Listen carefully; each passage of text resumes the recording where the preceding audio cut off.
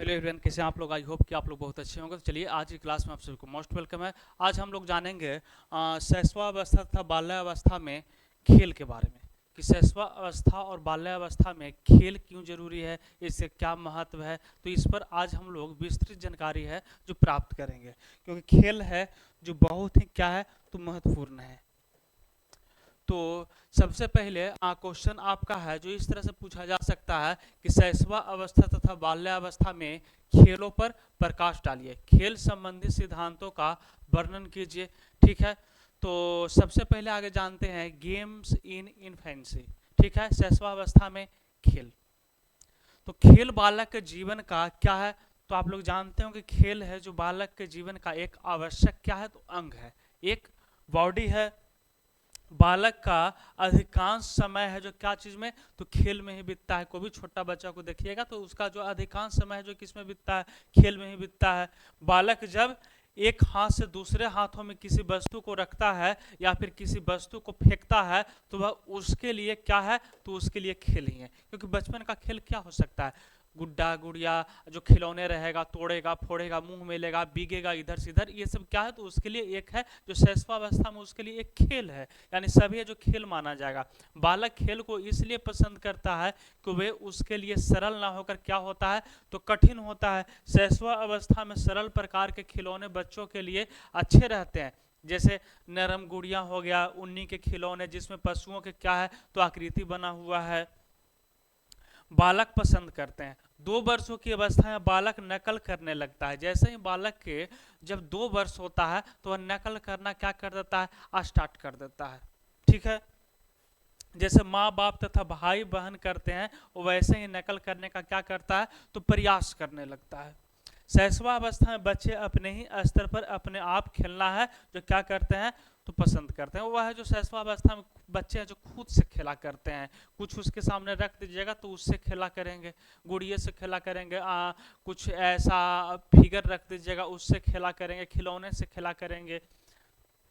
बच्चे को अभिव्यक्त के अधिकाधिक अवसर दिए जाने चाहिए। सूसन गोल्डबर्ग एवं माइकल लेविस ने यौन भिन्नता के कारण माता तथा खिलौने के प्रति बालकों के व्यवहार का अध्ययन किया और यह निष्कर्ष निकाला कि लड़कियां संकट पड़ने पर लड़कों की अपेक्षा है जो किसकी सहायता के लिए पुकारते हैं तो लड़कियां हैं जो लड़के की अपेक्षा अपनी माँ को क्या चीज तो सहायता के लिए पुकारते हैं। उसके बाद है बाल्यावस्था में खेल। ये तो आप लोग शैशवावस्था में खेल देख लिए, अब है बाल्यावस्था में खेल यानी गेम्स इन इन चाइल्डहुड। ठीक है, शैशवावस्था में बालक के खेल घर तक ही सीमित होते हैं। जब बच्चा जब छोटा रहता है तो उसके पेट से लेकर के घर तक ही क्या रहते हैं तो सीमित रहते हैं।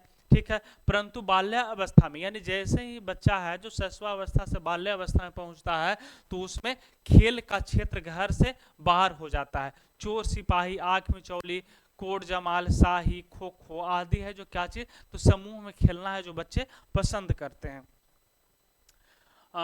खेलों की ओर रुचि विकसित होती देखी गई है। इस अवस्था में क्रियात्मक खेलों में बालक अधिक से अधिक है जो क्या करते हैं तो भाग लेते हैं। जैसे चित्रांकन हो गया, अभिनय तथा दिवा स्वप्न में खोया रहता है। भावी जीवन की तैयारी भी वह करता है। वह कभी डॉक्टर बनता है तो कभी इंजीनियर बनेगा, कभी नेता बन जाता है तो कभी अभिनेता बन जाता है। बोलता है ना कभी कि नेता बनेंगे, कभी बोलेगा कि खिलाड़ी बनेंगे, है ना, कभी टीचर बनेंगे।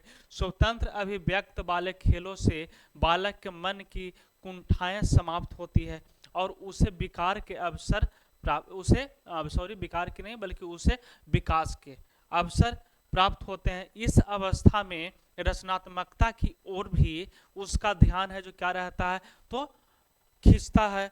घरांदे बनाना, गुड्डे गुड़ियों का ब्याह करवाना आदि उसकी सृजनात्मकता शक्ति को क्या करता है तो संकेत करता है, मतलब इशारे करता है।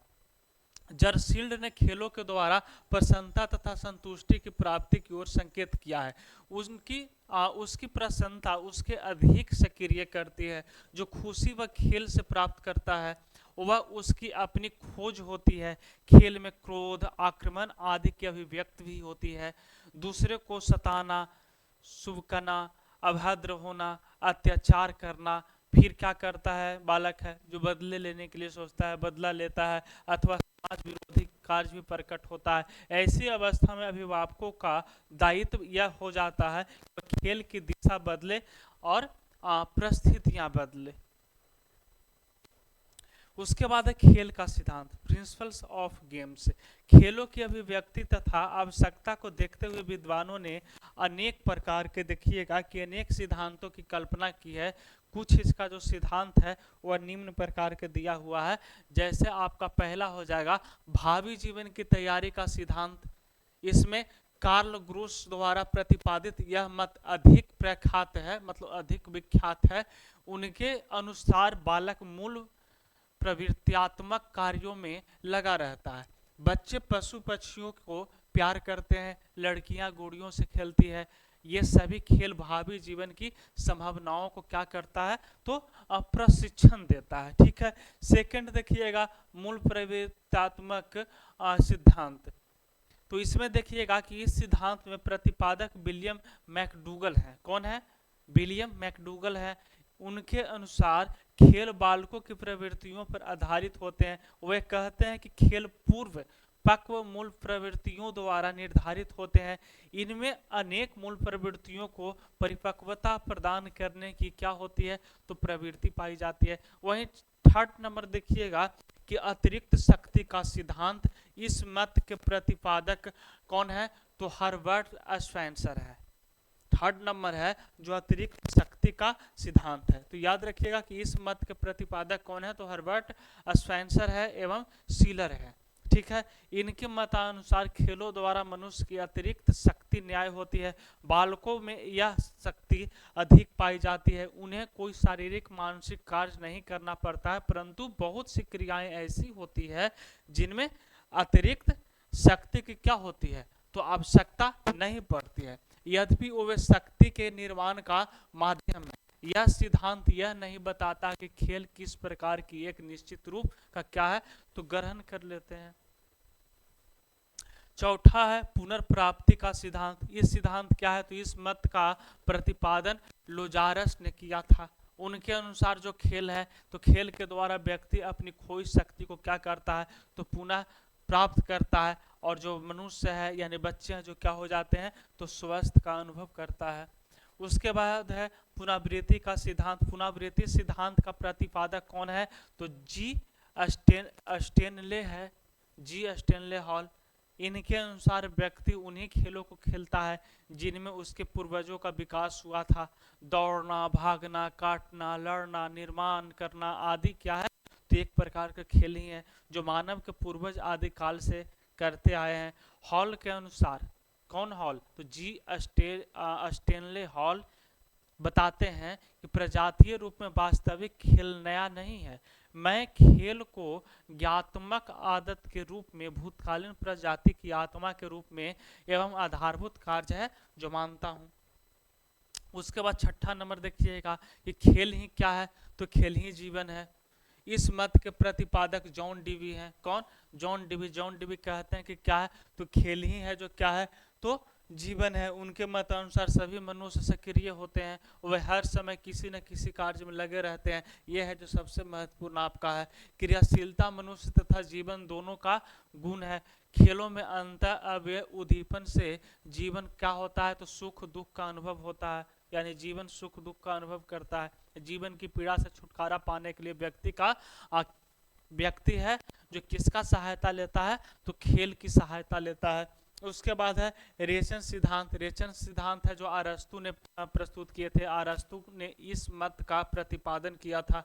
मनुष्य अपने जीवन में अनेक कार्यों को पूरा नहीं कर सकता। अनेक भावना ग्रंथियों का निर्माण, संवेगात्मक अस्थिरता एवं नियंत्रण को खेल के माध्यम से क्या कर लेता है, तो दूर कर लेता है। खेल मानसिक दुर्बलता दूर करने का क्या है, तो एक प्रकार का महत्वपूर्ण साधन है। विश्राम सिद्धांत, विश्राम का सिद्धांत आठवां है। इस मत के प्रतिपादक कौन है, तो पैट्रिक है।